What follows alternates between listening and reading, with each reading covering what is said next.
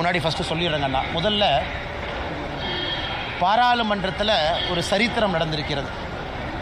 வக்ஃப் act amendment 2025 வெற்றிகரமாக இன்று அதிகாலை நேற்று நள்ளிரவில் ஆரம்பித்து ராஜ்யசபாவில், ஒரு நாள் முன்பு லோக்சபாவில், 2 இடத்திலும் கூட நல்ல மெஜாரிட்டியோடு, நிறைய கட்சிகளுடைய ஆதரவோடு, ஒரு ஜனநாயக முறையில் எல்லாருடைய ஒப்பீனியனை கேட்டு கிட்டத்தட்ட 1 கோடி பேர், 1 கோடி ஒப்பீனியன் இந்த வக்ஃப் ஜேபிசிக்கு மட்டுமே, ஜாயிண்ட் பார்லிமெண்ட்ரி கமிட்டிக்கு இந்த வக்ஃப் சட்டம் 2025 அமெண்ட்மெண்ட் சட்டத்திற்கு 1 கோடி ஒப்பீனியன் கொடுத்துருக்காங்க.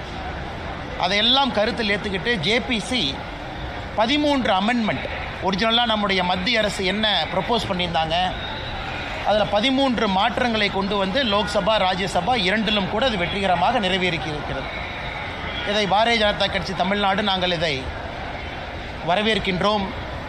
குறிப்பாக நம்முடைய இஸ்லாமிய சொந்தங்களுக்கு, அதிலும் இஸ்லாமிய மதத்தில் இருக்கக்கூடிய ஏழை இஸ்லாமிய சொந்தங்களுக்கு இது ஒரு பெரிய வரப்பிரசாதமாக நாங்கள் பார்க்கின்றோம். ஏன்னா நிறைய தமிழகத்தில் அரசியல் கட்சிகள் குழப்பத்தை ஏற்படுத்துகிறாங்க. வழக்கம் போல் சில அரசியல் கட்சிகள் போராட்டமெல்லாம் பண்ணுறாங்க. அதனால் இந்த சட்டத்தை பற்றி கொஞ்சம் தெளிவாக எடுத்துரைக்க வேண்டியது எங்களுடைய கடமையாக இந்த நேரத்தில் நாங்கள் கருதுகின்றோம். அன்பு சொந்தங்களே, நம்முடைய சுதந்திரத்திற்கு முன்பு 1947க்கு முன்பு இந்த வக்ஃப் அப்படிங்கிறது என்னன்னாங்க, ஒரு இஸ்லாமியர் மதத்தின் மீது நம்பிக்கை இருக்கிறவர் ஒரு சொத்தை அவர் அதை சேரிட்டிக்காக, அந்த சொத்தின் மூலம் வரக்கூடிய வருமானம் நல்ல ஒரு காரியங்களுக்காக பயன்படுத்தப்பட வேண்டும் என்று அளிக்கக்கூடிய ஒரு சொத்தினுடைய பெயர் தான் வக்ஃப். அதை பராமரிக்கக்கூடியதுக்கு தான் மத்திய அரசு, மாநில அரசு இன்வால்வ் ஆகிறாங்க. சுதந்திரத்திற்கு முன்பு 1947க்கு முன்பு 1913 பிரிட்டிஷ் அரசு முதலாக இதை பராமரிப்பதற்காக ஒரு சட்டத்தை கொண்டு வர்றாங்க. முசல்மான் வக்ஃப் வேலிடேட்டிங் ஆக்ட் 1913. 23 ஒரு மாற்றம் கொண்டு வர்றாங்க. 1923, 1930 ஒரு மாற்றம் கொண்டு வர்றாங்க. ஆனால் சுதந்திரத்திற்கு பிறகுதான் முறையான ஒரு சட்டம் வக்ஃப் ஆக்ட் 1954, 1954 முறையான ஒரு சட்டம். ஒரு மாநிலத்தில் வக்ஃப் போர்டு, ஒரு மாநிலத்தில் இந்த சொத்தை பராமரிப்பதற்காக ஒரு போர்டு வேண்டும். மத்திய அரசு சென்ட்ரல் வக்ஃப் கவுன்சில், அதாவது மாநிலத்தில் இருக்கக்கூடிய வக்ஃப் போர்டு எல்லாம் பராமரிப்பதற்கு ஒரு கவுன்சில் வேணும், சென்ட்ரல் கவுன்சில். இதெல்லாம் 1954 வருது. சின்ன சின்ன மாற்றங்கள் தொடர்ச்சியாக நடக்குது. பெரிய மாற்றம் 1995 வக்ஃப் ஆக்ட் 1995. 95 ஒரு பெரிய மாற்றத்தை கொண்டு வர்றாங்க. என்ன மாற்றம்னா, ட்ரிபியூனல்ஸ் கொண்டு வர்றாங்க. ஒரு பிரச்சனை இருந்தால் யார் சால்வ் பண்ணுவா, ட்ரிபியூனல் எப்படி இருக்கணும், ஒரு சொத்து வக்ஃப் சொத்தா இல்லையான்னு எப்படி முடிவு பண்ணுறது, இதெல்லாம் 95. காங்கிரஸ் ஆட்சி முடியும் தருவாயில் 2013 ஒரு பெரிய மாற்றத்தை கொண்டு வர்றாங்க. அதாவது 95 சட்டத்துக்கு 2013 கொஞ்சம் அமெண்ட்மெண்ட்ஸ் கொண்டு வர்றாங்க. இன்னைக்கு 12 ஆண்டுகள் கழித்து மறுபடியும் அந்த 95 சட்டத்தில் 2013 கொண்டு வந்த மாற்றங்கள், அதனுடைய சார்ந்து இன்னைக்கு 2025 மாற்றங்களோடு வக்ஃப் ஆக்ட் 2025 நிறைவேற்றியிருக்கிறோம். இதில் என்ன புதுசு? எதற்காக எதிர்க்கட்சி நண்பர்கள் சில பேர் தமிழகத்தில் குற்றம் சுமத்துறாங்க. 1913 2013 வரை மொத்தமாக இந்தியாவில் வக்ஃப் போர்டு அவங்களுக்கு கீழே இருந்த சொத்து 18 லட்சம் ஏக்கர். 1913 2013 வரை 18 லட்சம் ஏக்கர். 2013 2025 வரைக்கும் புதிதாக 21 லட்சம் ஏக்கர் ஆட் ஆயிருக்கு. அப்போ கணக்கு போட்டு பாருங்க. அப்போ மொத்தமாக இன்னைக்கு இந்தியாவில் வக்ஃப் போர்டு கீழே இருக்கக்கூடிய சொத்துக்கள் 39 லட்சம் ஏக்கர். இந்தியாவில் அதிகப்படியாக அவங்க கையில் தான் இருக்குது. ரயில்வேஸ், மத்திய அரசு கீழே இருக்கக்கூடிய ரயில்வே, வக்ஃப் போர்டு, இவங்ககிட்ட தான் ஒரு தனி நபர் அப்படிங்கிற அமைப்பாக நீங்கள் பார்த்தீங்கன்னா அதிகமான சொத்துக்கள் 39 லட்சம் ஏக்கர். இதில் ஆச்சரியம் என்னென்னா, கடந்த 12 ஆண்டுகளில் மட்டுமே 21 லட்சம் ஏக்கர் ஆட் ஆயிருக்கு. நிறைய குழப்பங்கள். உதாரணத்துக்கு தமிழகத்தில் திருச்செந்துறை ஒரு ஊரே வக்ஃபில் சேர்ந்துருச்சு, கோவில் நலங்கள் சேர்ந்துருச்சு. மக்களுக்கு ஒரே குழப்பம்னு என் தனிப்பட்ட சொத்தை கூட வக்ஃப்னு எடுத்துக்கிறாங்க. இந்த குழப்பத்திற்கு ஒரு தீர்வு கொடுக்க வேண்டிய கடமை மத்திய அரசுக்கு இருக்குது. அதனால் இந்த சட்டத்தில் ஒரு தீர்வு நம்ம கொடுத்துருக்கோம். யார் ஒரு சொத்தை வக்ஃப் போர்டு சொத்துன்னு சொல்ல முடியும்? ஒரு அரசாங்க சொத்தை வக்ஃப் போர்டு இத்தனால எடுத்துக்க முடியும். இந்த அமெண்ட்மெண்ட் கொண்டு வர வரைக்கும் அரசாங்கத்தினுடைய சொத்தை செக்ஷன் 40 படி வக்ஃப் போர்டு அவங்க ப்ராப்பர்ட்டியாக டிக்ளேர் பண்ணாங்கன்னா வேறக்கு தீர்வே இல்லை. இன்னைக்கு அதை மாற்றிருக்கோம். ஒரு அரசாங்கத்தினுடைய சொத்தை வக்ஃப் போர்டுன்னு சொல்கிறாங்கன்னா மாவட்ட ஆட்சியருக்கு மேலே ஒரு அதிகாரியை மாநில அரசு நியமிக்கணும். அந்த அதிகாரி எல்லாம் பரிந்துரைச்சு பார்த்துட்டு மாவட்ட ஆட்சியருக்கு சொல்லுவார், இது அரசாங்க சொத்தா வக்ஃப் சொத்தா. முதலாக அரசாங்க சொத்து ஒரு நேர்மையான முறையில் காப்பாற்றப்பட்டிருக்கிறது. ரெண்டாவது, வக்ஃப் போர்டை பொறுத்த வரைக்கும் ஒரு சொத்தை கொடுக்குறீங்கன்னா அது யாரு கொடுக்கலான்னு இன்னைக்கு வரைமுறை கொண்டு வந்திருக்கும். இந்த சட்டத்தின் மூலமாக சொத்தினுடைய ஓனர் தான் சொல்ல முடியும், ஏன் சொத்தை நான் வக்ஃபா டிக்ளேர் பண்ணி நான் கொடுக்குறேன், நீங்கள் பார்த்துக்கங்க. அதாவது யாரையோ சொத்தையெல்லாம் அவங்க எடுக்க முடியாது. செக்ஷன் 108 முதல்ல. செக்ஷன் 108 எப்படி இருந்துச்சுன்னா, அந்த ட்ரிபியூனலுக்கு உச்சகட்சமான அதிகாரம். அந்த ட்ரிபியூனல் முடிவு பண்ணிருச்சுன்னா நீங்களும் நானும் அவங்க ரெஜிஸ்டர் ஆஃபீஸ்க்கு அனுப்பிடுவாங்க, இந்த சொத்து வக்ஃப் போர்டு சொத்துன்னு. நீங்கள் நானும் தலைகீழா நின்று தண்ணி குடிச்சா கூட அந்த சொத்தை மாற்ற முடியாது. இன்னைக்கு அதுக்கு ஒரு தீர்வு. இஸ்லாம் மதத்தை பொறுத்தவரை ஷியா சுன்னி அப்படின்னு மட்டும் இருந்துச்சு. அந்த இஸ்லாம் மதத்துக்குள்ள இருக்கக்கூடிய உட்பிரிவு ஷியா சுன்னி மட்டும் இன்னைக்கு வக்ஃப் போர்டில் இருந்தாங்க. நாம் இன்னைக்கு அதை எக்ஸ்பேண்ட் பண்ணி அகா கான் அப்படின்னு ஒரு சமுதாயத்தை கொண்டு வந்திருக்கோம், போரா சமுதாயத்தை கொண்டு வந்திருக்கோம். இஸ்லாம் சமுதாயத்தில் பின்தங்கி இருக்கக்கூடிய சமுதாயம் அகா கான் சமுதாயமாக இருக்கட்டும், போரா முஸ்லீமாக இருக்கட்டும், அவர்களுடைய பெயரை முதலாக சட்டத்தில் பயன்படுத்தி அவர்களும் இதில் நிர்வகிக்கக்கூடிய தன்மை இருக்கு. தமிழ்நாடு முதலமைச்சர் உட்பட நிறைய பொய் சொல்றாங்க. ஐயோ, அதாவது ஒரு வக்ஃப் போர்டுக்குள்ள எப்படி இஸ்லாமியர் இல்லாதவங்களை கொண்டு வரலாம்? இந்தியாவை பொறுத்தவரை நாம் தெளிவாக இருக்கின்றோம். வக்ஃப் போர்டு என்பது இஸ்லாம் மதம் மட்டும் இருக்கக்கூடியவர்கள் வக்ஃப் போர்டு அல்ல. முட்டாவாளின்னு சொல்றோம். அதாவது அந்த வக்ஃபுடைய சொத்தை நிர்வகிக்கக்கூடியவர் இஸ்லாமியரா இருக்கணும், அதுல எந்த மாற்று கருத்து இல்லை. ஆனா அதை கண்காணிக்கக்கூடிய போர்டு ஸ்டேட் வக்ஃப் போர்டு, அதுல எல்லாம் இஸ்லாமியராக இருக்க வேண்டிய அவசியம் இல்லை. காரணம், அது சேரிட்டிஸ் ஆக்ட் கீழே வருது. ஒரு சேரிட்டி கமிஷனர் எந்த மதமாக இருக்கலாம். அதே போல வக்ஃப் போர்டை பொறுத்த வரைக்கும் இந்த சட்டத்தில் நான் இஸ்லாமியர்கள், இஸ்லாம் மதத்தை சாராதவங்க அட்வொகேட்டா இருக்கிறாங்க, ஒரு சகோதரியா இருக்கிறாங்க, ஒரு எக்ஸ்பர்ட்டா இருக்கிறாங்க, ஒரு சுப்ரீம் கோர்ட் லாயரா இருக்கிறாங்க, சட்டத்தை பத்தி தெரியும், அவங்க எல்லாம் இன்னைக்கு வர முடியும்.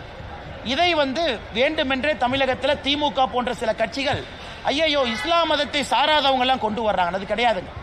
அதே போல சென்ட்ரல் வக்ஃப் கவுன்சில் அவங்க வேலை மாநிலத்தில் இருக்கக்கூடிய வக்ஃப் போர்டை மேனேஜ் பண்றது. அதிலும் இஸ்லாம் மதத்தை சாராதவங்க இருக்கலாம், எந்த தப்பு இல்லை. ஆனா முட்டாவாளி இஸ்லாம் தான், ஏன்னா அவங்க தான் இந்த வக்ஃப் சொத்தை நிர்வகிக்கக்கூடிய தன்மை இருக்கு. அப்படி இருக்கும் பொழுது இது கிறிஸ்தவ சகோதர சகோதரிகள் பெருசா பாராட்டி இருக்கிறாங்க. காரணம் என்னன்னா, அவங்களுக்கு ஒரு பெரிய வரப்பிரசாதம் செக்ஷன் 40 செக்ஷன் 108 ரெண்டுமே இன்னைக்கு ரிமூவ் பண்ணியிருக்கோம். ஒரு கிறிஸ்தவ சர்ச்சினுடைய சொத்துக்களை இன்னைக்கு வக்ஃப் போர்டு அவங்களுடைய சொத்துன்னு பல இடத்துல எடுத்திருக்காங்க. அப்ப அந்த கிறிஸ்தவ மதத்தை சார்ந்தவங்க எங்கேயுமே போய் திரும்ப வாங்க முடியாது, காரணம் ட்ரிபியூனல் அப்பீல் போக முடியாது. இன்னைக்கு அந்த செக்ஷன் 40 செக்ஷன் 108 தூக்கி இருக்கும். அதனால் எல்லா விதமான சகோதரர்கள், குறிப்பா இஸ்லாமில் இருக்கக்கூடிய பெண்களுக்கு இன்னைக்கு நம்ம முதலாக சொல்லியிருக்கோம், பெண்களை சார்ந்த என்ஜிஓ அவங்களுக்கு நிதி உதவி, மைக்ரோ ஃபினான்ஸ் இதெல்லாம் செய்யணும். இதெல்லாம் அந்த வக்ஃப் சட்டத்தில் வந்திருக்கக்கூடிய திருத்தம். அதே போல பேக்வேர்டு கிளாஸ் முஸ்லீம் அவங்களுக்கு மரியாதை, ஷியா சுன்னி சகோதர சகோதரிகளை தாண்டி புதுசாக அகா கான் போரா முஸ்லீம்ஸ் உள்ள கொண்டு வந்திருக்கோம். அப்படி இருக்கும் பொழுது ரொம்ப ஏற்புடையதாக எல்லா மக்களும் ஏற்றுக்கொண்ட, யாருக்கும் எதிராக இல்லாத ஒரு சட்ட திருத்தத்தை லோக்சபால ராஜ்யசபால கொண்டு வந்து இந்திய மக்களுக்கு நாங்கள் சமர்ப்பித்திருக்கின்றோம். இதில் பத்திரிகை நண்பர்கள் கவனிக்க வேண்டியது நம்முடைய என்டிஏ கூட்டணியில் இல்லாத கட்சிகள் ஓட்டு போட்டிருக்காங்க, நல்லா கவனிக்கணும். குறிப்பாக நவீன் பட்நாயக் அவருடைய கட்சி விப்பு கொடுக்கல, மனசாட்சிப்படி ஓட்டு போடுங்க. ஜெகன்மோகன் ரெட்டி அவங்களுடைய ஒய்எஸ்ஆர் கட்சி விப்பு கொடுக்கல, மனசாட்சிப்படி ஓட்டு போடுங்க. ஸோ நம்முடைய என்டிஏ கூட்டணியை சாராத கட்சிகளும் வாக்களித்து லோக்சபாவில் 288 ஓட்டுக்கள், ராஜ்யசபாவில் 125 ஓட்டுக்கள் நமக்கு கிடைச்சு ரொம்ப கம்ப்ளீட் மெஜாரிட்டியோட நல்லா ஜெயிச்ச அந்த சட்டம் வந்திருக்கு. அதனால் தமிழகத்தில் நம்முடைய மாண்புமிகு முதலமைச்சர் ஐயா மு க ஸ்டாலின் அவர்கள் சும்மா இந்த மைனாரிட்டி சமுதாயத்தில் பயத்தை ஏற்படுத்துவது மட்டுமே முழு நேர வேலையாக வச்சிருக்கிறாங்க. சும்மா பயத்தை ஏற்படுத்துவது, இதை பிடுங்கிட்டாங்க அதை பிடுங்கிட்டாங்க. இன்னைக்கு மைனாரிட்டி சகோதர சகோதரிகளை எம்பவர் பண்ணியிருக்கோம், அவங்களுக்கு நம்பிக்கை கொடுத்துருக்கோம், அவங்களுக்கு உரிமை கொடுத்துருக்கோம். அப்படி இருக்கும் பொழுது எப்படி இது இஸ்லாம் மதத்திற்கு சகோதரர்களுக்கு எதிரான ஒரு சட்டமாக இருக்கும்? அதனால தான் கொஞ்சம் விலாவரியாக நம்முடைய பத்திரிகை நண்பர்கிட்ட பேசுகிறோம். அன்பு சொந்தங்களே, அது மட்டும் இல்லை, இன்னைக்கு மொத்தம் இருக்கக்கூடிய 39 லட்சம் ஏக்கர் வஃப் போர்டு கீழ் இருக்கிறது. சம்பாதித்த வருமானம் 126 கோடி. இது தமிழ்நாட்டில் HRNC டிபார்ட்மெண்டோட மோசமாக ஃபங்க்ஷன் ஆகிட்டு இருக்கு. மொத்தமாக போன ஆண்டு சம்பாதனை வக்ஃப் போர்டு 126 கோடி. சச்சர் கமிட்டி மன்மோகன் சிங் ஐயா போடும்போது என்ன சொன்னாங்கன்னா, ஒரு வக்ஃப் போர்டை முறையாக நிர்வாகம் செஞ்சால் 10,000 கோடி ரூபாய் சம்பாதிக்க முடியும். அதனால் இன்னைக்கு எல்லாமே லாங் லீஸில் கொடுத்து தமிழ்நாட்டில் நான் குறிப்பாக சொல்கிறேன், ஒரு சப் இன்ஸ்பெக்டர் திருநெல்வேலியில் கொன்னாங்க. எதுக்கு கொன்னாங்க? சமீபத்தில் ரிட்டையர்ட் சப் இன்ஸ்பெக்டர் எதுக்கு கொன்னாங்க? வக்ஃப் பிரச்சனை, வக்ஃபுனுடைய சொத்தை ஒரு திமுக காரை அபகரித்து வச்சிருக்கிறான்னு சொன்னாங்க. அதை எதிர்த்து கேள்வி கேட்டதற்காக அவர் படுகொலை செய்யப்பட்டார். இன்னைக்கு ஏன் திமுக அதை எதிர்க்குது? பாதி ஊரில் வக்ஃப் ப்ராப்பர்ட்டியை திமுக காரை அபகரித்து வச்சிருக்கிறான். அவன் அந்த ப்ராப்பர்ட்டியில் வரக்கூடிய நியாயமான சொத்தை வக்ஃப் போர்டுக்கு அந்த பணம் போகல. அதனால தான் வெறும் 126 கோடி ரூபாய் தான். நீங்களே யோசிச்சு பாருங்க, 39 லட்சம் ஏக்கர் வெறும் 126 கோடி ரூபாய் சம்பாதிக்குது. 4 ஆண்டுகள் கொடுத்து பாருங்க பத்திரிகை நண்பர்களே, நீங்க 4 ஆண்டுகள் கழிச்சு பாருங்க இந்த வக்ஃப் போர்டு எவ்வளவு சம்பாதிக்குதுன்னு மட்டும் பாருங்க. அது எல்லாமே இஸ்லாமிய சொந்தங்களுக்கு அந்த பணம் போகணும்.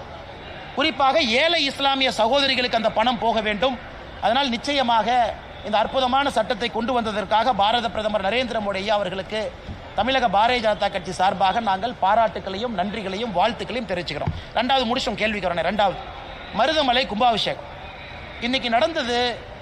நம்முடைய முருகபெருமான் மருதமலையில் முருகபெருமானுக்கு நடந்த கும்பாபிஷேகமா இல்லை திமுக காரங்களே அவர்களுக்கு அவர்கள் நடத்திய மாநாடான்னு சந்தேகமா இருக்கு. பக்தர்கள் எல்லாமே நேற்று சாயந்தரத்திலிருந்து படிக்கட்டுக்கு வெளியே நிற்க வச்சிருக்கிறாங்க. படியில் ஏற கூட விடல. அமைச்சர் சேகர் பாபு அவருடைய மனைவியும் குழந்தையும் போலீஸ் எஸ்கார்ட் போட்டு மருதமலை கூட்டிட்டு போறாங்க. இந்த அநியாயத்தை பார்த்துருக்கீங்களா? ஒரு அறநிலைத்துறை அமைச்சரனுடைய மனைவியும் மகளும் குடும்பமும் எஸ்கார்ட் போட்டு மருதமலைக்கு எஸ்கார்ட் போட்டு. ஆனா முருகபெருமானுக்கு சேவை செய்யக்கூடிய கோயம்புத்தூர் மக்கள் அவங்கெல்லாம் கையை கட்டிக்கிட்டு படி கீழே நிற்கிறாங்க. விபூதி கூட கொடுக்கல. 750 சிறப்பு தரிசன பாஸ், அந்த 750 கரைவேட்டி கட்டியிருக்கக்கூடிய திமுக காரங்களுக்கு கொடுத்துட்டாங்க. அப்ப தொடர்ந்து நாங்கள் சொல்லுவது, இன்னைக்கு மருதமலையில் முருகபெருமானை அவமானப்படுத்தி இருக்கிறாங்க. உண்மையான பக்தர்களை உள்ள விடல. கும்பாபிஷேகத்தில் எப்படி நடத்தப்பட வேண்டுமோ அது போல நடத்தல. இது திமுக மாநாடு போல சேகர் பாபு அவர்களுடைய மனைவியும் குழந்தையும் ஏதோ கோயம்புத்தூருக்கு டூரிசம் வந்துட்டு அப்படியே மருதமலைக்கு எட்டி பார்த்த மாதிரி வந்திருக்கிறாங்க. அதனால் இதை பாரதிய ஜனதா கட்சி வன்மையாக கண்டிக்கின்றோம். தமிழகத்தில் இதனால் தான் அறநிலைத்துறை இருக்கக்கூடாது என்று தொடர்ந்து சொல்லுகின்றோம். இதுவும் ஒரு பாயிண்ட் நோட் பண்ணிக்கங்கண்ணே. அதனால் முருகபெருமான் பனிஷ்மெண்ட் கொடுக்கட்டும். எந்த ஒரு அமைச்சர்களுமே கலந்துக்கல. ஏன் அந்த மரியாதை கூட முருகபெருமானுக்கு கொடுக்க மாட்டீங்களா? அமைச்சருக்கு அப்படி என்ன வேலை?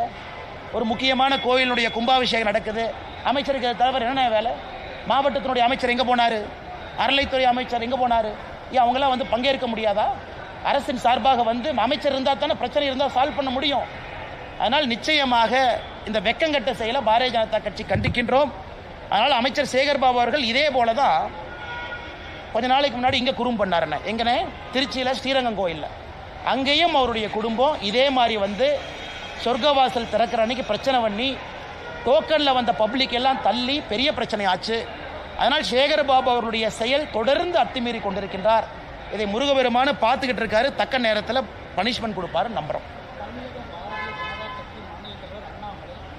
இதெல்லாம் முக்கியமான வஃப் போர்டை பற்றி தொண்டை தண்ணிக்கிலேயே கத்தி வேர்வையெல்லாம் ஊற்றி பேசிகிட்டு இருக்கேன். அதை பற்றி 2 கேள்வி கேளுங்க. அண்ணன் ஏற்கனவே நான் சொல்லியிருக்கிறேன்னே, கோயம்புத்தூரில் மிக தெளிவாக நான் சொல்லியிருக்கின்றேன். பாரதிய ஜனதா கட்சி தமிழ்நாடு புதிய தலைவரனுடைய தேர்தல் டெல்லியில் நான் போய் சந்திச்சுட்டு வந்த பிறகு நான் பேசின பேட்டிக்கனாது. அதே நேரத்தில் குறிப்பாக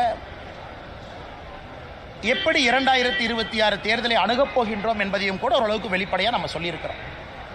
இதற்கு மேலே நான் கருத்து சொல்ல விரும்பலைங்கன்னா அன்றைக்கி பேட்டியில் அவ்வளோ விலாவரியாக நான் பேசியிருக்கிறேன். அதனால் புதிய தேர்தல், புதிய தலைவருக்கான தேர்தல் விரைவில் நடக்கும். அதை நீங்கள் பாருங்கள். அதுக்கப்புறம் பத்திரிகையாளர் சந்திப்பில் நான் விலாவரியாக பேசுகிறேங்கண்ணா.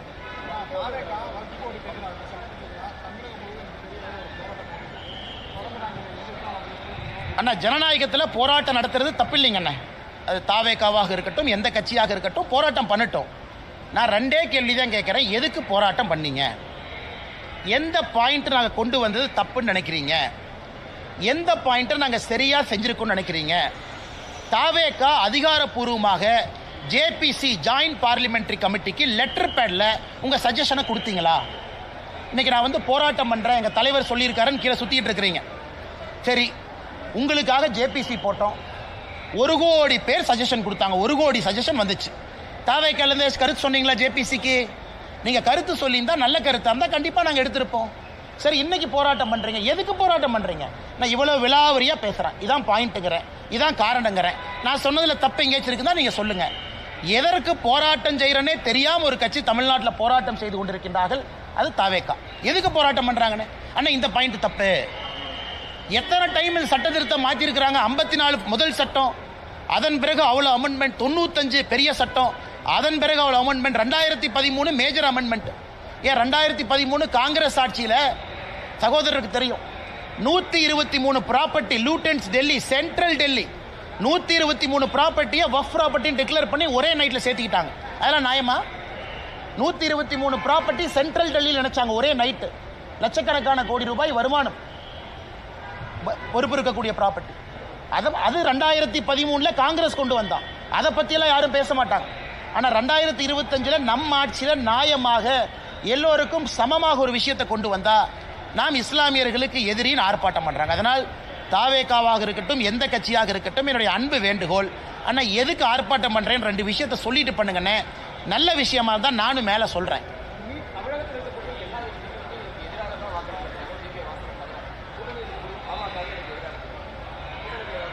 அண்ணே, நம்ம 2 விஷயம் புரிஞ்சுக்கிறோங்கண்ணே.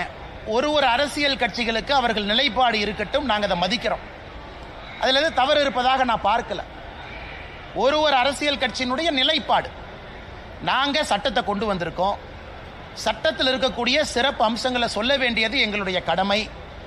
பத்திரிகை நண்பர்கள் மூலமாக உங்கள் கேள்விக்கு பதில் சொல்ல வேண்டியது எங்கள் கடமை.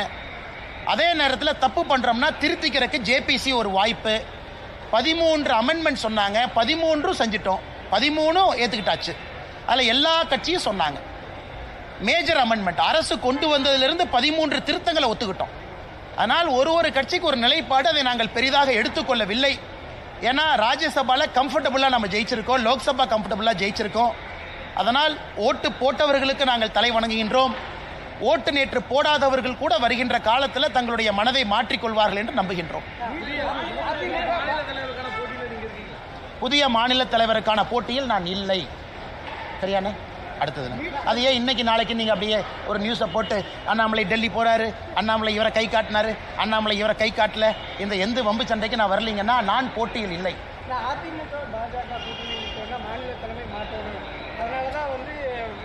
அண்ணா அதை பற்றி நான் எது கருத்து சொல்ல விரும்பலீங்கண்ணா. அண்ணா அதை பற்றி நான் கருத்து சொல்ல விரும்பல. என்னை பொறுத்தவரை இந்த கட்சி நல்லா இருக்கணும், நல்லவர்கள் இருக்கக்கூடிய கட்சி, நல்ல ஆத்மாக்கள் இருக்கக்கூடிய கட்சி. இந்த கட்சியில் நிறைய பேர் உயிரை கொடுத்து இந்த கட்சியை வளர்த்திருக்கிறாங்க, புண்ணியவர்கள் இருக்கக்கூடிய கட்சி. அதனால் அந்த கட்சி எப்பொழுதும் நன்றாக இருக்க வேண்டும் என்று நினைக்கக்கூடியவன் நான். ஆனால் என்னை பொறுத்தவரை புதிய தலைவர் தேர்ந்தெடுக்கப்படும் பொழுது நிறைய பேசுவாங்கண்ணா. அண்ணா இன்னைக்கு நீட்டு டிராமா வெற்றிகரமாக முடிவுக்கு வந்துருச்சு, chapter close. Baahubali part 1 part 2 மாதிரி நீட்டு பார்ட் 1 பார்ட் 2 பார்ட் 5 க்ளோஸ். இனி நீட்டுக்கு சாப்டரே இல்லை. ஏன்னா அது பிரசிடென்ட் ஆஃப் இந்தியா கையில் இருக்கிற வரைக்கும் தான் அவங்க ஆட்டம். கவர்னருக்கு அனுப்பிச்சேன், கவர்னர் அனுப்பல. பிரசிடென்ட் ஆஃப் இந்தியாவுக்கு அனுப்பிச்சேன், ஜனாதிபதி சும்மாவே வச்சிருக்கிறாங்க. இன்னைக்கு ஜனாதிபதி அவர்கள் நிராகரித்து திருப்பி அனுப்பிட்டாங்க. அதாவது நீங்க சொல்லி இருக்கக்கூடிய விஷயத்தை நாங்கள் ஏற்றுக்க மாட்டோம், நீங்க சொல்லி இருக்கக்கூடிய காரணங்களை ஏற்றுக்க மாட்டோம். நீட் இந்திய மக்களுக்கு, தமிழக குழந்தைகளுக்கு நல்லதுன்னு பிரசிடென்ட் அவங்க திமுக அசம்பிளியில் போட்ட ரெசல்யூஷனை நிராகரித்து திரும்ப பதில் கடிதம் அதிகாரப்பூர்வமாக முதலமைச்சருக்கு போட்டாங்க. முதலமைச்சரனுடைய நீட் நாடகம் அதிகாரப்பூர்வமாக முடிவுக்கு வந்துருச்சு. அவர் புதிய நாடகத்தை தொடங்க வேண்டும் என்று அன்போடு கேட்டுக்கிறேன். அந்த புதிய நாடகத்திற்கு அனைத்து கட்சி கூட்டம் ஒரு டிராமா பண்ணுவார், அதுக்கு எல்லாத்தையும் கூப்பிடுவார் வழக்கமாக. அடுத்து நான் முதலமைச்சரை சேலஞ்ச் பண்ணுறேன், சுப்ரீம் கோர்ட்டுக்கு போங்க. இதுக்கு தான் நான் காத்துக்கிட்டு இருந்தேன். ஜனாதிபதி அவங்க ரிஜெக்ட் பண்ணணும், வேற எந்த வாய்ப்பும் இருக்கக்கூடாது. உங்களுக்கு இருக்கக்கூடிய ஒரே ஒரு வாய்ப்பு சுப்ரீம் கோர்ட். ஆனால் சுப்ரீம் கோர்ட்டுக்கு மட்டும் போக மாட்டாங்க. ஏன்னா நீட்டு வந்ததே சுப்ரீம் கோர்ட் மூலமாகத்தான். இன்னைக்கு இந்த பார்ட்டிகள்லாம் 9ஆம் தேதி 8ஆம் தேதி எப்போ மீட்டிங் கூப்பிடுறாங்களோ, சுப்ரீம் கோர்ட்டுக்கு போகாமல் சைனாக்கு போகலாமா, ஜப்பானுக்கு போகலாமா, ரஷ்யாவுக்கு போகலாமான்னு அந்த மீட்டிங் நடக்கும். தைரியம் இருந்தால் சுப்ரீம் கோர்ட்டுக்கு போங்க, சுப்ரீம் கோர்ட்லேயும் ரிஜெக்ட் ஆகி வரட்டும். குழந்தைகளுக்கு ஒரே மனநிலையோடு சமமான மனநிலையோடு படிக்க ஆரம்பிக்கல. நீட்டுக்கு வர்றதுக்கு கொஞ்ச நாளைக்கு முன்னாடி எல்லாம் இதே டிராமா டிராமா டிராமா. இங்க தலைவர்கள் யாரும் போட்டி போடுவதில்லைனே. பாரதிய ஜனதா கட்சியில் தலைவர்களுக்கு போட்டி எல்லாம் கிடையாது. எல்லாரும் சேர்ந்து ஒரு தலைவரை தேர்ந்தெடுப்போம், அவ்வளோதான். இதில் போட்டி எங்கே வந்துச்சு? அதனால தான் தலைவர் போட்டியில் நான் இல்லைன்னு சொன்னேன். தலைவருக்கு மற்ற கட்சி மாதிரி 50 பேர் போய் 50 பேர் போய் தலைவர் கட்சிக்காக நாமினேஷன் கொடுத்து அது ஓட்டெடுப்பு நடத்தி அப்படிலாம் கிடையாதுங்கண்ணே. எல்லோரும் சேர்ந்து ஏக மனதோடு ஒரு மனதோடு ஒரு தலைவரை தேர்ந்தெடுப்போம். அப்போ போட்டி எங்கேருந்து வருதுங்கண்ணா? தோட்டத்துக்கு போய் மேடம் நீங்கள் ஜேர்னலிஸ்டா? ஐயோ வேண்டாம், ப்ரெஸ் மீட். ஆமாம், ஏன் தலைவா என்ன மரியாதை கொடுக்க மாட்டீங்களா நீங்கள்? அதுக்குள்ளே மறந்துடுவீங்களா? ஒரு விவசாயியோட பையனாக இருப்பேன், மறந்துடுவீங்களா? என்னுடைய பணி ஒரு தொண்டனாக எப்பொழுதும் தொடருங்கண்ணா. கரப்ஷனுக்கு எதிராக வந்தவன் நான். அதில் சமரசம் கிடையாது, யாராக இருந்தாலும் சமரசம் இல்லை. ஒரு நாள் இல்லைன்னா ஒரு நாள் தமிழ்நாட்டில் நல்ல ஒரு ஆட்சியை கொண்டு வருவதற்கான முயற்சி தொடரும். இந்த நேரத்தில் தேசிய கட்சியாக இருக்கிறோம், பல விஷயத்தை பார்க்கணும். 2026 தேர்தல் தமிழ்நாட்டுக்கு முக்கியம், மக்களுக்கு முக்கியம். மக்கள் திரும்ப 5 வருஷம் இதே திமுக கொடுமையில் மக்கள் மறுபடியும் 5 வருஷம் மாட்டணுமா? அதையெல்லாம் பார்க்க வேண்டிய கட்டாயம் இருக்குது. ஒரு தொண்டனாக கட்சி சொல்கிற பணி என் பாடி செஞ்சுட்டு போகிறாலும் ஒன்றும் பிரச்சனை இல்லைங்கண்ணா. வேறங்க அதெல்லாம் பேசுவோம் தலைவா, அதை ஏற்கனவே சொல்லிட்டேனே, எல்லாம் பேசுவோம். தலைவர் தேர்தலுக்கு அப்புறம் பேசுவோம். சொல்லுங்கண்ணே, அந்த கேள்வி கேளுங்கண்ணே, முக்கியமான கேள்வி. தலைவா இந்த மண்ணை விட்டு எங்கேயும் போக மாட்டேன் தலைவா. ஏன் பேக் பண்ணி அனுப்புறதுலே இருக்கீங்க? டெல்லி போனால் ஒரு நைட்டு வேலையை முடிச்சுட்டு அடுத்த நாள் திரும்புகிற ஆள் நான். அதனால் எதுவும் கவலைப்படாதீங்கன்னா இங்கே தான் உங்கள் முன்னாடி சுற்றிக்கிட்டு இருப்பேன். அண்ணா டாஸ்மார்க் வழக்கு நல்லா கேட்டீங்க, நல்ல கேள்வி அண்ணே. அதாவது திமுகவினுடைய அமைச்சரவையில் 13 பேருக்கு மேலே இன்னைக்கு வருமானத்துக்கு அதிகமாக சொத்து சேர்த்த வழக்கு தமிழ்நாடு நீதிமன்றங்கள் நடக்குது. டிஸ்ட்ரிக்ட் கோர்ட்டில், ஹைகோர்ட்டில் நடக்குது. 13 அமைச்சர்கள் 35 பேர்த்துல வருமானத்துக்கு அதிகமாக சொத்து சேர்த்த வழக்கு. இதை கேட்கலாமே முதலமைச்சர், பக்கத்து மாநிலத்துக்கு டிரான்ஸ்ஃபர் பண்ணலான்னு. எப்படி இதெல்லாம் கேட்காம டாஸ்மார்க் வழக்கை மட்டும் பக்கத்து மாநிலத்துக்கு மாற்றணுமா? என்ன டிராமா பாருங்க. இவங்க தான் குதிச்சு ஹைகோர்ட்டுக்கு போனாங்க. இவங்க தான் குதிச்சு ஹைகோர்ட்டில் ஸ்டே கேட்டாங்க. இப்போ ஹைகோர்ட்டில் அமர்வு மாறிய பிறகு, அமர்வு நீதிபதிகள் மாறிய பிறகு இன்னைக்கு முதலமைச்சர் தலைமையில் இருக்கக்கூடிய இந்த குரூப் என்ன பண்ணுது? ஐயோ சுப்ரீம் கோர்ட்டுக்கு போயிருக்கிறாங்க. இன்னைக்கு ஐயோ இந்த டாஸ்மார்க் வழக்க பக்கத்து மாநிலத்துக்கு மாற்றுங்க. நான் முதலமைச்சர் கேட்குறேன், ஐயா 13 அமைச்சர்கள் மீது வருமானத்துக்கு அதிகமாக சொத்து சேர்த்த வழக்க இதே கடிதம் போட்டு பக்கத்து மாநிலத்துக்கு அனுப்புங்க. அப்புறம் டாஸ்மார்க்கு நான் உங்களோட சேர்ந்து சப்போர்ட் பண்ணுறேன்.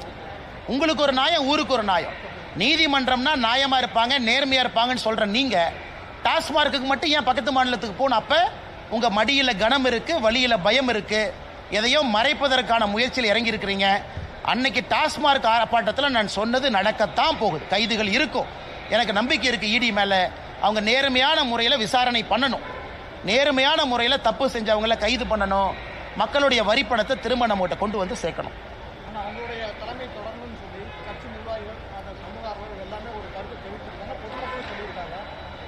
அண்ணே பேசுவோண்ணே நேரம் காலம் இருக்கு, பேசுவோண்ணே தலைவா. அதில் அடுத்த வருஷம் நல்லா பண்ணுவாங்க தலைவா. அதுக்கு முன்னாடி ஃபஸ்ட்டு சொல்லிடுறேங்கண்ணா, முதல்ல பாராளுமன்றத்தில் ஒரு சரித்திரம் நடந்திருக்கிறது. வக்ஃப் ஆக்ட் அமெண்ட்மெண்ட் 2025 வெற்றிகரமாக இன்று அதிகாலை நேற்று நள்ளிரவில் ஆரம்பித்து ராஜ்யசபாவில், ஒரு நாள் முன்பு லோக்சபாவில் 2 இடத்திலும் கூட நல்ல மெஜாரிட்டியோடு, நிறைய கட்சிகளுடைய ஆதரவோடு, ஒரு ஜனநாயக முறையில் எல்லாருடைய ஒப்பீனியனை கேட்டு கிட்டத்தட்ட 1 கோடி பேர், 1 கோடி ஒப்பீனியன் இந்த வக்ஃப் ஜேபிசிக்கு மட்டுமே, ஜாயின்ட் பார்லிமெண்ட்ரி கமிட்டிக்கு இந்த வக்ஃப் சட்டம் 2025 அமெண்ட்மெண்ட் சட்டத்திற்கு 1 கோடி ஒப்பீனியன் கொடுத்துருக்காங்க. அதையெல்லாம் கருத்தில் ஏற்றுக்கிட்டு ஜேபிசி 13 அமெண்ட்மெண்ட், ஒரிஜினலாக நம்முடைய மத்திய அரசு என்ன ப்ரப்போஸ் பண்ணியிருந்தாங்க அதில் 13 மாற்றங்களை கொண்டு வந்து லோக்சபா ராஜ்யசபா 2லும் கூட அது வெற்றிகரமாக நிறைவேறியிருக்கிறது. இதை பாரதிய ஜனதா கட்சி தமிழ்நாடு நாங்கள் இதை வரவேற்கின்றோம். குறிப்பாக நம்முடைய இஸ்லாமிய சொந்தங்களுக்கு, அதிலும் இஸ்லாமிய மதத்தில் இருக்கக்கூடிய ஏழை இஸ்லாமிய சொந்தங்களுக்கு இது ஒரு பெரிய வரப்பிரசாதமாக நாங்கள் பார்க்கின்றோம். ஏன்னா நிறைய தமிழகத்தில் அரசியல் கட்சிகள் குழப்பத்தை ஏற்படுத்துகிறாங்க. வழக்கம் போல் சில அரசியல் கட்சிகள் போராட்டமெல்லாம் பண்ணுறாங்க. அதனால் இந்த சட்டத்தை பற்றி கொஞ்சம் தெளிவாக எடுத்துரைக்க வேண்டியது எங்களுடைய கடமையாக இந்த நேரத்தில் நாங்கள் கருதுகின்றோம். அன்பு சொந்தங்களே, நம்முடைய சுதந்திரத்திற்கு முன்பு 1947க்கு முன்பு இந்த வஃப் அப்படிங்கிறது என்னன்னாங்க, ஒரு இஸ்லாமியர் மதத்தின் மீது நம்பிக்கை இருக்கிறவர் ஒரு சொத்தை அவர் அதை சேரிட்டிக்காக, அந்த சொத்தின் மூலம் வரக்கூடிய வருமானம் நல்ல ஒரு காரியங்களுக்காக பயன்படுத்தப்பட வேண்டும் என்று அளிக்கக்கூடிய ஒரு சொத்தினுடைய பெயர் தான் வஃப். அதை பராமரிக்கக்கூடியதுக்கு தான் மத்திய அரசு மாநில அரசு இன்வால்வ் ஆகிறாங்க.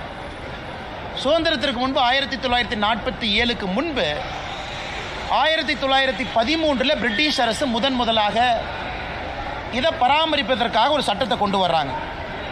Musalman Waqf validating act 1913. 23 ஒரு மாற்றம் கொண்டு வர்றாங்க. 1923 1930 ஒரு மாற்றம் கொண்டு வர்றாங்க. ஆனால் சுதந்திரத்திற்கு பிறகுதான் முறையான ஒரு சட்டம் வஃப் ஆக்ட் 1954 1954 முறையான ஒரு சட்டம். ஒரு மாநிலத்தில் வஃப் போர்டு, ஒரு மாநிலத்தில் இந்த சொத்தை பராமரிப்பதற்காக ஒரு போர்டு வேண்டும். மத்திய அரசு சென்ட்ரல் வஃப் கவுன்சில், அதாவது மாநிலத்தில் இருக்கக்கூடிய வஃப் போர்டை எல்லாம் பராமரிப்பதற்கு ஒரு கவுன்சில் வேணும், சென்ட்ரல் கவுன்சில். இதெல்லாம் 1954 வருது. சின்ன சின்ன மாற்றங்கள் தொடர்ச்சியாக நடக்குது. பெரிய மாற்றம் 1995 வஃப் ஆக்ட் 1995. 95 ஒரு பெரிய மாற்றத்தை கொண்டு வர்றாங்க. என்ன மாற்றம்னா, ட்ரிபியூனல்ஸ் கொண்டு வர்றாங்க. ஒரு பிரச்சனை இருந்தால் யார் சால்வ் பண்ணுவா, ட்ரிபியூனல் எப்படி இருக்கணும், ஒரு சொத்து வஃப் சொத்தா இல்லையான்னு எப்படி முடிவு பண்ணுறது, இதெல்லாம் 95. காங்கிரஸ் ஆட்சி முடியும் தருவாயில் 2013 ஒரு பெரிய மாற்றத்தை கொண்டு வர்றாங்க. அதாவது 95 சட்டத்துக்கு 2013 கொஞ்சம் அமெண்ட்மெண்ட்ஸ் கொண்டு வர்றாங்க. இன்னைக்கு 12 ஆண்டுகள் கழித்து மறுபடியும் அந்த 95 சட்டத்தில் 2013 கொண்டு வந்த மாற்றங்கள் அதனுடைய சார்ந்து இன்னைக்கு 2025 மாற்றங்களோடு வஃப் ஆக்ட் 2025 நிறைவேற்றியிருக்கிறோம். இதில் என்ன புதுசு? எதற்காக எதிர்க்கட்சி நண்பர்கள் சில பேர் தமிழகத்தில் குற்றம் சுமத்துறாங்க. 1913 2013 வரை மொத்தமாக இந்தியாவில் வஃப் போர்டு அவங்களுக்கு கீழே இருந்த சொத்து 18 லட்சம் ஏக்கர். 1913 2013 வரை 18 லட்சம் ஏக்கர். 2013 2025 வரைக்கும் புதிதாக 21 லட்சம் ஏக்கர் ஆட் ஆயிருக்கு. அப்போ கணக்கு போட்டு பாருங்க. அப்போ மொத்தமாக இன்னைக்கு இந்தியாவில் வஃப் போர்டு கீழே இருக்கக்கூடிய சொத்துக்கள் 39 லட்சம் ஏக்கர். இந்தியாவில் அதிகப்படியாக அவங்க கையில் தான் இருக்கு. ரயில்வேஸ், மத்திய அரசு கீழே இருக்கக்கூடிய ரயில்வே, வஃப் போர்டு இவங்ககிட்ட தான் ஒரு தனி நபர் அப்படிங்கிற அமைப்பாக நீங்கள் பார்த்தீங்கன்னா அதிகமான சொத்துக்கள் 39 லட்சம் ஏக்கர். இதில் ஆச்சரியம் என்னன்னா, கடந்த 12 ஆண்டுகளில் மட்டுமே 21 லட்சம் ஏக்கர் ஆட் ஆயிருக்கு. நிறைய குழப்பங்கள். உதாரணத்துக்கு தமிழகத்தில் திருச்செந்துறை ஒரு ஊரே வஃப்பில் சேர்ந்துச்சு, கோவில் நலங்கள் சேர்ந்துருச்சு. மக்களுக்கு ஒரே குழப்பம்னு என் தனிப்பட்ட சொத்தை கூட வஃப்னு எடுத்துக்கிறாங்க. இந்த குழப்பத்திற்கு ஒரு தீர்வு கொடுக்க வேண்டிய கடமை மத்திய அரசுக்கு இருக்கு. அதனால இந்த சட்டத்தில் ஒரு தீர்வு நம்ம கொடுத்துருக்கோம். யார் ஒரு சொத்தை வஃப் போர்டு சொத்துன்னு சொல்ல முடியும்? ஒரு அரசாங்க சொத்தை வஃப் போர்டு இத்தனால எடுத்துக்க முடியும். இந்த அமெண்ட்மெண்ட் கொண்டு வர வரைக்கும் அரசாங்கத்தினுடைய சொத்தை செக்ஷன் 40 படி வக்ஃப் போர்டு அவங்க ப்ராப்பர்ட்டியாக டிக்ளேர் பண்ணாங்கன்னா வேற தீர்வே இல்லை. இன்னைக்கு அதை மாற்றிருக்கோம். ஒரு அரசாங்கத்தினுடைய சொத்தை வக்ஃப் போர்டுன்னு சொல்கிறாங்கன்னா மாவட்ட ஆட்சியருக்கு மேலே ஒரு அதிகாரியை மாநில அரசு நியமிக்கணும். அந்த அதிகாரி எல்லாம் பரிந்துரைச்சு பார்த்துட்டு மாவட்ட ஆட்சியருக்கு சொல்லுவார், இது அரசாங்க சொத்தா வக்ஃப் சொத்தா. முதலாக அரசாங்க சொத்து ஒரு நேர்மையான முறையில் காப்பாற்றப்பட்டிருக்கிறது. ரெண்டாவது, வக்ஃப் போர்டை பொறுத்த வரைக்கும் வக்ஃப் ஒரு சொத்தை கொடுக்குறீங்கன்னா அது யாரு கொடுக்கலான்னு இன்னைக்கு வரைமுறை கொண்டு வந்திருக்கும். இந்த சட்டத்தின் மூலமாக சொத்தினுடைய ஓனர் தான் சொல்ல முடியும், ஏன் சொத்தை நான் வக்ஃபா டிக்ளேர் பண்ணி நான் கொடுக்குறேன், நீங்கள் பார்த்துக்கங்க. அதாவது யாரையோ சொத்தையெல்லாம் அவங்க எடுக்க முடியாது. செக்ஷன் 108 முதல்ல. செக்ஷன் 108 எப்படி இருந்துச்சுன்னா, அந்த ட்ரிபியூனலுக்கு உச்சகட்சமான அதிகாரம். அந்த ட்ரிபியூனல் முடிவு பண்ணிடுச்சுன்னா நீங்களும் நானும் அவங்க ரெஜிஸ்டர் ஆஃபீஸ்க்கு அனுப்பிடுவாங்க, இந்த சொத்து வக்ஃப் போர்டு சொத்துன்னு. நீங்கள் நானும் தலைகீழாக நின்று தண்ணி குடிச்சா கூட அந்த சொத்தை மாற்ற முடியாது. இன்னைக்கு அதுக்கு ஒரு தீர்வு. இஸ்லாம் மதத்தை பொறுத்தவரை ஷியா சுன்னி அப்படின்னு மட்டும் இருந்துச்சு. அந்த இஸ்லாம் மதத்துக்குள் இருக்கக்கூடிய உட்பிரிவு ஷியா சுன்னி மட்டும் இன்னைக்கு வக்ஃப் போர்டில் இருந்தாங்க. நாம் இன்னைக்கு அதை எக்ஸ்பேண்ட் பண்ணி அகா கான் அப்படின்னு ஒரு சமுதாயத்தை கொண்டு வந்திருக்கோம், போரா சமுதாயத்தை கொண்டு வந்திருக்கோம். இஸ்லாம் சமுதாயத்தில் பின்தங்கி இருக்கக்கூடிய சமுதாயம், அகா கான் சமுதாயமாக இருக்கட்டும், போரா முஸ்லீமாக இருக்கட்டும், அவர்களுடைய பெயரை முதலாக சட்டத்தில் பயன்படுத்தி அவர்களும் இதில் நிர்வகிக்கக்கூடிய தன்மை இருக்கு. தமிழ்நாடு முதலமைச்சர் உட்பட நிறைய பொய் சொல்றாங்க. ஐயோ, அதாவது ஒரு வக்ஃப் போர்டுக்குள்ள எப்படி இஸ்லாமியர் இல்லாதவங்களை கொண்டு வரலாம்? இந்தியாவை பொறுத்தவரை நாம் தெளிவாக இருக்கின்றோம். வக்ஃப் போர்டு என்பது இஸ்லாம் மதம் மட்டும் இருக்கக்கூடியவர்கள் வக்ஃப் போர்டு அல்ல. முட்டாவாளின்னு சொல்றோம். அதாவது அந்த வக்ஃபுடைய சொத்தை நிர்வகிக்கக்கூடியவர் இஸ்லாமியரா இருக்கணும், அதுல எந்த மாற்று கருத்து இல்லை. ஆனா அதை கண்காணிக்கக்கூடிய போர்டு, ஸ்டேட் வக்ஃப் போர்டு, அதுல எல்லாம் இஸ்லாமியராக இருக்க வேண்டிய அவசியம் இல்லை. காரணம், அது சேரிட்டிஸ் ஆக்ட் கீழே வருது. ஒரு சேரிட்டி கமிஷனர் எந்த மதமாக இருக்கலாம். அதே போல வக்ஃப் போர்டை பொறுத்த வரைக்கும் இந்த சட்டத்தில் நான் இஸ்லாமியர்கள், இஸ்லாம் மதத்தை சாராதவங்க அட்வொகேட்டா இருக்கிறாங்க, ஒரு சகோதரியா இருக்கிறாங்க, ஒரு எக்ஸ்பர்ட்டா இருக்கிறாங்க, ஒரு சுப்ரீம் கோர்ட் லாயரா இருக்கிறாங்க, சட்டத்தை பத்தி தெரியும், அவங்கெல்லாம் இன்னைக்கு வர முடியும். இதை வேண்டுமென்றே தமிழகத்தில் திமுக போன்ற சில கட்சிகள் ஐயோ இஸ்லாம் மதத்தை சாராதவங்க எல்லாம் கொண்டு வர்றாங்க. அது கிடையாதுங்க. அதே போல சென்ட்ரல் வக்ஃப் கவுன்சில், அவங்க வேலை மாநிலத்தில் இருக்கக்கூடிய வக்ஃப் போர்டை மேனேஜ் பண்றது. அதிலும் இஸ்லாம் மதத்தை சாராதவங்க இருக்கலாம், எந்த தப்பு இல்லை. ஆனா முட்டாவாளி இஸ்லாம் தான். ஏன்னா அவங்க தான் இந்த வக்ஃப் சொத்தை நிர்வகிக்கக்கூடிய தன்மை இருக்கு. அப்படி இருக்கும் பொழுது இது கிறிஸ்தவ சகோதர சகோதரிகள் பெருசா பாராட்டி இருக்கிறாங்க. காரணம் என்னன்னா, அவங்களுக்கு ஒரு பெரிய வரப்பிரசாதம் செக்ஷன் 40, செக்ஷன் 108 ரெண்டுமே இன்னைக்கு ரிமூவ் பண்ணியிருக்கோம். ஒரு கிறிஸ்தவ சர்ச்சினுடைய சொத்துக்களை இன்னைக்கு வக்ஃப் போர்டு அவங்களுடைய சொத்துன்னு பல இடத்துல எடுத்திருக்காங்க. அப்ப அந்த கிறிஸ்தவ மதத்தை சார்ந்தவங்க எங்கேயுமே போய் திரும்ப வாங்க முடியாது, காரணம் ட்ரிபியூனல் அப்பீல் போக முடியாது. இன்னைக்கு அந்த செக்ஷன் 40, செக்ஷன் 108 தூக்கி இருக்கும். அதனால் எல்லா விதமான சகோதரர்கள், குறிப்பா இஸ்லாமில் இருக்கக்கூடிய பெண்களுக்கு இன்னைக்கு நம்ம முதலாக சொல்லியிருக்கோம், பெண்களை சார்ந்த என்ஜிஓ அவங்களுக்கு நிதி உதவி, மைக்ரோ ஃபினான்ஸ் இதெல்லாம் செய்யணும். இதெல்லாம் அந்த வக்ஃப் சட்டத்தில் வந்திருக்கக்கூடிய திருத்தம். அதே போல பேக்வேர்டு கிளாஸ் முஸ்லீம் அவங்களுக்கு மரியாதை, ஷியா சுன்னி சகோதர சகோதரிகளை தாண்டி புதுசாக அகா கான், போரா முஸ்லீம் சொல்ல கொண்டு வந்திருக்கோம். அப்படி இருக்கும் பொழுது ரொம்ப ஏற்புடையதாக எல்லா மக்களும் ஏற்றுக்கொண்ட, யாருக்கும் எதிராக இல்லாத ஒரு சட்ட திருத்தத்தை லோக்சபால, ராஜ்யசபால கொண்டு வந்து இந்திய மக்களுக்கு நாங்கள் சமர்ப்பித்திருக்கின்றோம். இதில் பத்திரிகை நண்பர்கள் கவனிக்க வேண்டியது நம்முடைய என்டிஏ கூட்டணியில் இல்லாத கட்சிகள் ஓட்டு போட்டிருக்காங்க. நல்லா கவனிக்கணும்.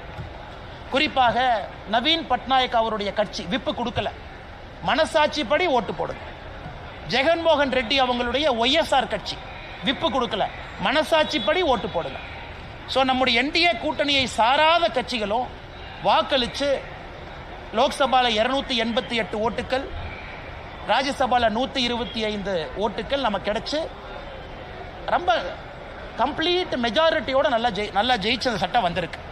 அதனால் தமிழகத்தில் நம்முடைய மாண்புமிகு முதலமைச்சர் ஐயா மு க ஸ்டாலின் அவர்கள் சும்மா இந்த மைனாரிட்டி சமுதாயத்தில் பயத்தை ஏற்படுத்துவது மட்டுமே முழு நேர வேலையாக வச்சிருக்கிறாங்க. சும்மா பயத்தை ஏற்படுத்துவது, இதை பிடுங்கிட்டாங்க, அதை பிடுங்கிட்டாங்க. இன்னைக்கு மைனாரிட்டி சகோதர சகோதரிகளை எம்பவர் பண்ணியிருக்கோம், அவங்களுக்கு நம்பிக்கை கொடுத்துருக்கோம், அவங்களுக்கு உரிமை கொடுத்துருக்கோம். அப்படி இருக்கும் பொழுது எப்படி இது இஸ்லாம் மதத்திற்கு, சகோதரர்களுக்கு எதிரான ஒரு சட்டமாக இருக்கும்? அதனால தான் கொஞ்சம் விலாவரியாக நம்முடைய பத்திரிகை நண்பர்கிட்ட பேசுகிறோம். அன்பு சொந்தங்களே, அது மட்டும் இல்லை, இன்னைக்கு மொத்தம் இருக்கக்கூடிய 39 லட்சம் ஏக்கர் வக்ஃப் போர்டு கீழ் இருக்கிறது. சம்பாதித்த வருமானம் 126 கோடி. இது தமிழ்நாட்டில் HRNC டிபார்ட்மெண்டோட மோசமாக ஃபங்க்ஷன் ஆகிட்டு இருக்கு. மொத்தமாக போன ஆண்டு சம்பாதனை வக்ஃப் போர்டு 126 கோடி. சச்சர் கமிட்டி மன்மோகன் சிங் ஐயா போடும்போது என்ன சொன்னாங்கன்னா, ஒரு வக்ஃப் போர்டை முறையாக நிர்வாகம் செஞ்சால் 10,000 கோடி ரூபாய் சம்பாதிக்க முடியும். அதனால் இன்னைக்கு எல்லாமே லாங் லீஸில் கொடுத்து, தமிழ்நாட்டில் நான் குறிப்பாக சொல்கிறேன், ஒரு சப் இன்ஸ்பெக்டர் திருநெல்வேலியில் கொண்டாங்க. எதுக்கு கொண்டாங்க? சமீபத்தில் ரிட்டையர்ட் சப் இன்ஸ்பெக்டர் எதுக்கு கொண்டாங்க? வக்ஃப் பிரச்சனை, வக்ஃபுனுடைய சொத்தை ஒரு திமுக காரை அபகரித்து வச்சிருக்கிறான்னு சொன்னாங்க. அதை எதிர்த்து கேள்வி கேட்டதற்காக அவர் படுகொலை செய்யப்பட்டார். இன்னைக்கு ஏன் திமுக அதை எதிர்க்குது? பாதி ஊர்ல வக்ஃப் ப்ராப்பர்ட்டியை திமுக காரை அபகரித்து வச்சிருக்கிறான். அவன் அந்த ப்ராப்பர்ட்டியில் வரக்கூடிய நியாயமான சொத்தை வக்ஃப் போர்டுக்கு அந்த பணம் போகல. அதனால தான் வெறும் 126 கோடி ரூபாய் தான். நீங்களே யோசிச்சு பாருங்க, 39 லட்சம் ஏக்கர் வெறும் 126 கோடி ரூபாய் சம்பாதிக்குது. 4 ஆண்டுகள் கொடுத்து பாருங்க பத்திரிகை நண்பர்களே, நீங்க 4 ஆண்டுகள் கழிச்சு பாருங்க இந்த வக்ஃப் போர்டு எவ்வளவு சம்பாதிக்குதுன்னு மட்டும் பாருங்க. அது எல்லாமே இஸ்லாமிய சொந்தங்களுக்கு அந்த பணம் போகணும். குறிப்பாக ஏழை இஸ்லாமிய சகோதரிகளுக்கு அந்த பணம் போக வேண்டும். அதனால் நிச்சயமாக இந்த அற்புதமான சட்டத்தை கொண்டு வந்ததற்காக பாரத பிரதமர் நரேந்திர மோடி ஐயா அவர்களுக்கு தமிழக பாரதிய ஜனதா கட்சி சார்பாக நாங்கள் பாராட்டுகளையும் நன்றிகளையும் வாழ்த்துக்களையும் தெரிவிச்சுக்கிறோம். ரெண்டாவது முடிச்சோம் கேள்விக்கு வரேன். ரெண்டாவது மருதமலை கும்பாபிஷேகம் இன்னைக்கு நடந்தது. நம்முடைய முருகபெருமான் மருதமலையில் முருகபெருமானுக்கு நடந்த கும்பாபிஷேகமா இல்லை திமுக காரங்களே அவர்களுக்கு அவர்கள் நடத்திய மாநாடான்னு சந்தேகமா இருக்கு. பக்தர்கள் எல்லாமே நேற்று சாயந்தரத்திலிருந்து படிக்கட்டுக்கு வெளியே நிற்க வச்சிருக்கிறாங்க. படியில் ஏற கூட விடல. அமைச்சர் சேகர் பாபு அவருடைய மனைவியும் குழந்தையும் போலீஸ் எஸ்கார்ட் போட்டு மருதமலை கூட்டிட்டு போறாங்க. இந்த அநியாயத்தை பார்த்துருக்கீங்களா? ஒரு அறநிலைத்துறை அமைச்சரனுடைய மனைவியும் மகளும் குடும்பமும் எஸ்கார்ட் போட்டு மருதமலை எஸ்கார்ட் போட்டு. ஆனா முருகபெருமானுக்கு சேவை செய்யக்கூடிய கோயம்புத்தூர் மக்கள் அவங்கெல்லாம் கையை கட்டிக்கிட்டு படி கீழே நிற்கிறாங்க. விபூதி கூட கொடுக்கல. 750 சிறப்பு தரிசன பாஸ். அந்த 750 கரைவேட்டி கட்டியிருக்கக்கூடிய திமுக காரங்களுக்கு கொடுத்துட்டாங்க. அப்ப தொடர்ந்து நாங்கள் சொல்லுவது, இன்னைக்கு மருதமலையில் முருகபெருமானை அவமானப்படுத்தி இருக்கிறாங்க. உண்மையான பக்தர்களை உள்ள விடல. கும்பாபிஷேகத்தில் எப்படி நடத்தப்பட வேண்டுமோ அது போல நடத்தல. இது திமுக மாநாடு போல சேகர் பாபு அவர்களுடைய மனைவியும் குழந்தையும் ஏதோ கோயம்புத்தூருக்கு டூரிசம் வந்துட்டு அப்படியே மருதமலைக்கு எட்டி பார்த்த மாதிரி வந்திருக்கிறாங்க. அதனால் இதை பாரதிய ஜனதா கட்சி வன்மையாக கண்டிக்கின்றோம். தமிழகத்தில் இதனால் தான் அறநிலைத்துறை இருக்கக்கூடாது என்று தொடர்ந்து சொல்லுகின்றோம். இதுவும் ஒரு பாயிண்ட் நோட் பண்ணிக்கங்கண்ணே. அதனால் முருகபெருமான் பனிஷ்மெண்ட் கொடுக்கட்டும். எந்த ஒரு அமைச்சர்களுமே கலந்துக்கல. ஏன் அந்த மரியாதை கூட முருகபெருமானுக்கு கொடுக்க மாட்டீங்களா? அமைச்சருக்கு அப்படி என்ன வேலை? ஒரு முக்கியமான கோயிலுடைய கும்பாபிஷேகம் நடக்குது, அமைச்சருக்கு தவிர என்ன வேலை? மாவட்டத்தினுடைய அமைச்சர் எங்கே போனார்? அறநிலைத்துறை அமைச்சர் எங்கே போனார்? ஏன் அவங்களாம் வந்து பங்கேற்க முடியாதா? அரசின் சார்பாக வந்து அமைச்சர் இருந்தால் தானே பிரச்சனை இருந்தால் சால்வ் பண்ண முடியும். அதனால் நிச்சயமாக இந்த வெக்கங்கட்ட செயலை பாரதிய ஜனதா கட்சி கண்டிக்கின்றோம். அதனால் அமைச்சர் சேகர் பாபு அவர்கள் இதே போல தான் கொஞ்ச நாளைக்கு முன்னாடி இங்கே குறும் பண்ணாருண்ணே. எங்கண்ணே?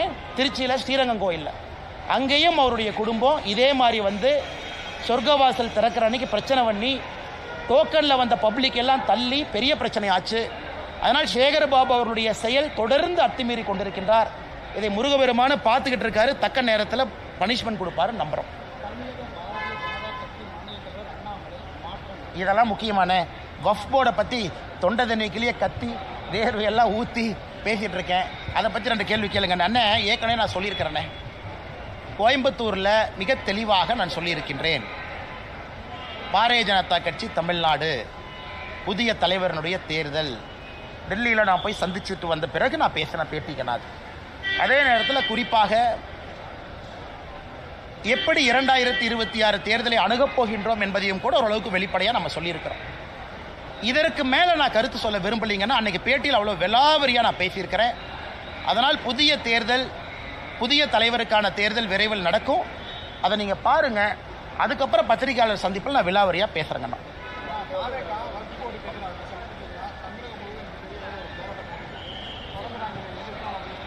அண்ணா, ஜனநாயகத்தில் போராட்டம் நடத்துறது தப்பு இல்லைங்கண்ணே.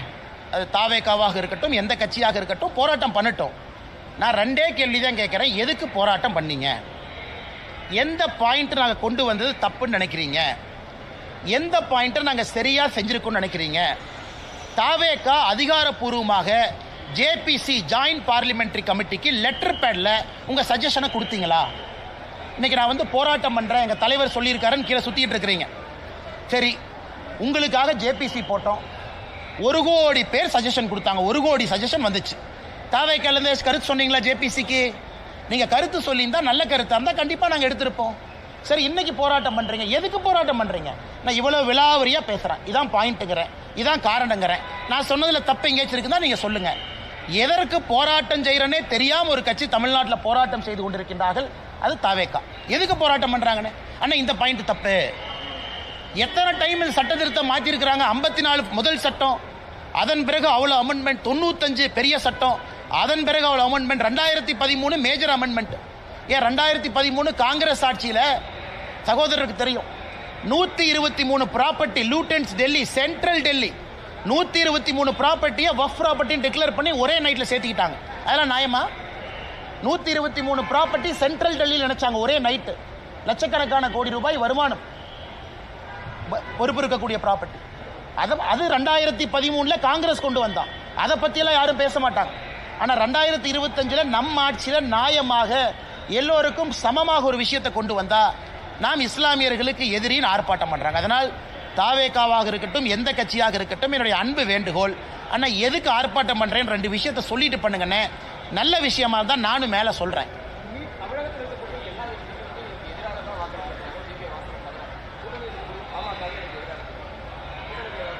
அண்ணே, நம்ம 2 விஷயம் புரிஞ்சுக்கிறோங்க அண்ணே. ஒரு அரசியல் கட்சிகளுக்கு அவர்கள் நிலைப்பாடு இருக்கட்டும், நாங்கள் அதை மதிக்கிறோம். அதில் எது தவறு இருப்பதாக நான் பார்க்கல.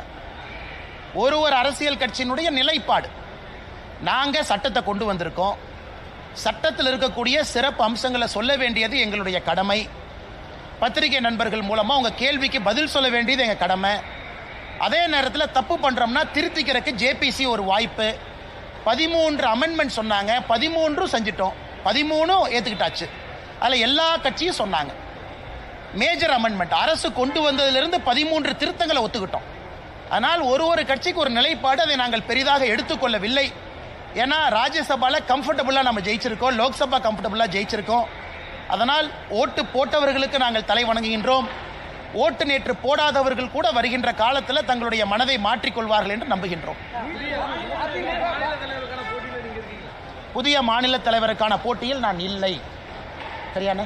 அடுத்தது அது ஏன் இன்னைக்கு நாளைக்கு நீங்கள் அப்படியே ஒரு நியூஸை போட்டு அண்ணாமலை டெல்லி போகிறாரு, அண்ணாமலை இவரை கை காட்டினாரு, அண்ணாமலை இவரை கை காட்டல, இந்த எந்த வம்பு சண்டைக்கு நான் வரலீங்கன்னா நான் போட்டியில் இல்லை.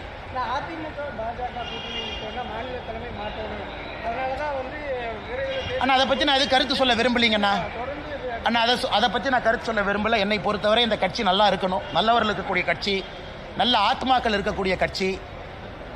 இந்த கட்சியில் நிறைய பேர் உயிரை கொடுத்து இந்த கட்சியை வளர்த்திருக்கிறாங்க, புண்ணியவர்கள் இருக்கக்கூடிய கட்சி.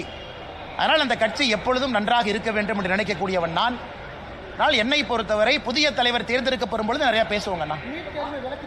அண்ணா இன்னைக்கு நீட்டு டிராமா வெற்றிகரமாக முடிவுக்கு வந்துருச்சு. Chapter close. Baahubali part 1 part 2 மாதிரி நீட்டு பார்ட் 1 பார்ட் 2 பார்ட் 5 க்ளோஸ். இனி நீட்டுக்கு சாப்டரே இல்லை. ஏன்னா அது பிரசிடென்ட் ஆஃப் இந்தியா கையில் இருக்கிற வரைக்கும் தான் அவங்க ஆட்டம். கவர்னருக்கு அனுப்பிச்சேன், கவர்னர் அனுப்பல. பிரசிடென்ட் ஆஃப் இந்தியாவுக்கு அனுப்பிச்சேன், ஜனாதிபதி சும்மாவே வச்சிருக்கிறாங்க. இன்னைக்கு ஜனாதிபதி அவர்கள் நிராகரித்து திருப்பி அனுப்பிட்டாங்க. அதாவது நீங்கள் சொல்லி இருக்கக்கூடிய விஷயத்தை நாங்கள் ஏற்றுக்க மாட்டோம், நீங்கள் சொல்லி இருக்கக்கூடிய காரணங்களையும் ஏற்றுக்க மாட்டோம். நீட் இந்திய மக்களுக்கு, தமிழக குழந்தைகளுக்கு நல்லதுன்னு பிரசிடென்ட் அவங்க திமுக அசம்பிளியில் போட்ட ரெசல்யூஷனை நிராகரித்து திரும்ப பதில் கடிதம் அதிகாரப்பூர்வமாக முதலமைச்சருக்கு போட்டாங்க. முதலமைச்சரனுடைய நீட் நாடகம் அதிகாரப்பூர்வமாக முடிவுக்கு வந்துருச்சு. அவர் புதிய நாடகத்தை தொடங்க வேண்டும் என்று அன்போடு கேட்டுக்கிறேன். அந்த புதிய நாடகத்திற்கு அனைத்து கட்சி கூட்டம் ஒரு ட்ராமா பண்ணுவார், அதுக்கு எல்லாத்தையும் கூப்பிடுவார் வழக்கமாக. அடுத்து நான் முதலமைச்சரை சேலஞ்ச் பண்ணுறேன், சுப்ரீம் கோர்ட்டுக்கு போங்க. இதுக்கு தான் நான் காத்துக்கிட்டு இருந்தேன். ஜனாதிபதி அவங்க ரிஜெக்ட் பண்ணணும், வேற எந்த வாய்ப்பும் இருக்கக்கூடாது. உங்களுக்கு இருக்கக்கூடிய ஒரே ஒரு வாய்ப்பு சுப்ரீம் கோர்ட். ஆனால் சுப்ரீம் கோர்ட்டுக்கு மட்டும் போக மாட்டாங்க. ஏன்னா நீட்டு வந்ததே சுப்ரீம் கோர்ட் மூலமாகத்தான். இன்னைக்கு இந்த பார்ட்டிகள்லாம் 9ஆம் தேதி 8ஆம் தேதி எப்போ மீட்டிங் கூப்பிடுறாங்களோ, சுப்ரீம் கோர்ட்டுக்கு போகாமல் சைனாக்கு போகலாமா, ஜப்பானுக்கு போகலாமா, ரஷ்யாவுக்கு போகலாமான்னு அந்த மீட்டிங் நடக்கும். தைரியம் இருந்தால் சுப்ரீம் கோர்ட்டுக்கு போங்க. சுப்ரீம் கோர்ட்லேயும் ரிஜெக்ட் ஆகி வரட்டும். குழந்தைகளுக்கு ஒரே மனநிலையோடு, சமமான மனநிலையோடு படிக்க ஆரம்பிக்கல. நீட்டுக்கு வர்றதுக்கு கொஞ்ச நாளைக்கு முன்னாடி எல்லாம் இதே ட்ராமா.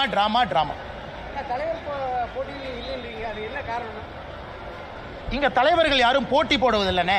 பாரதிய ஜனதா கட்சியில் தலைவர்களுக்கு போட்டி எல்லாம் கிடையாது. எல்லாரும் சேர்ந்து ஒரு தலைவரை தேர்ந்தெடுப்போம், அவ்வளோதான். இதில் போட்டி எங்கே வந்துச்சு?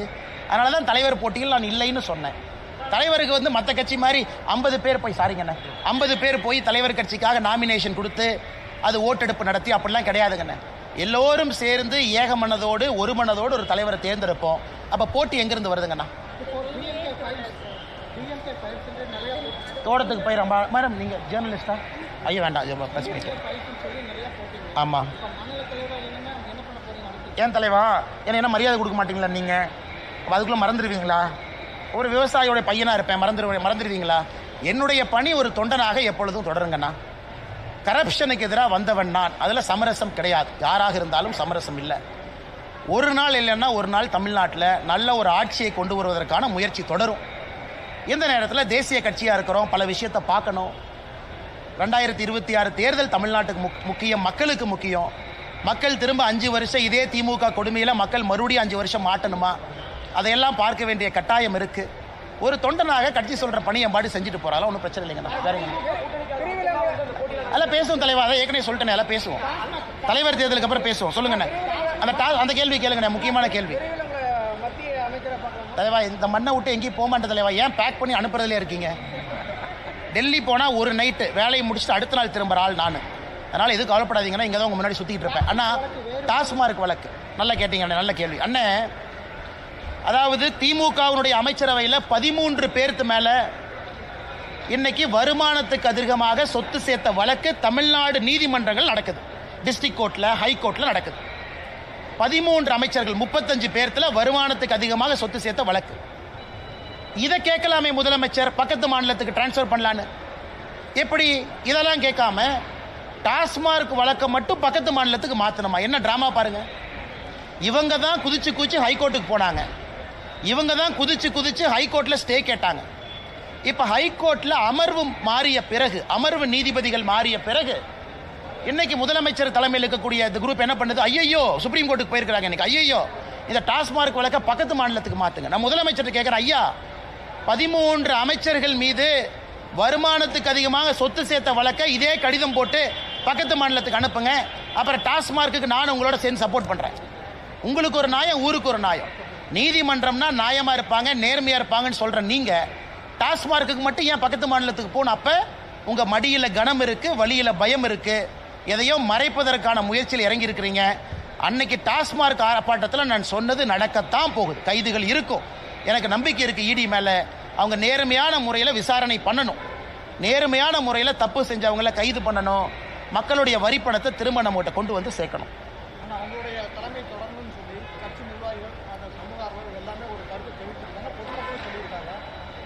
அண்ணே பேசுவோண்ணே அதுக்கான நேரமும் காலம் இருக்கு, பேசுவோண்ணே தலைவா. அதில் அடுத்த வருஷம் நல்லா பண்ணுவாங்க தலைவா.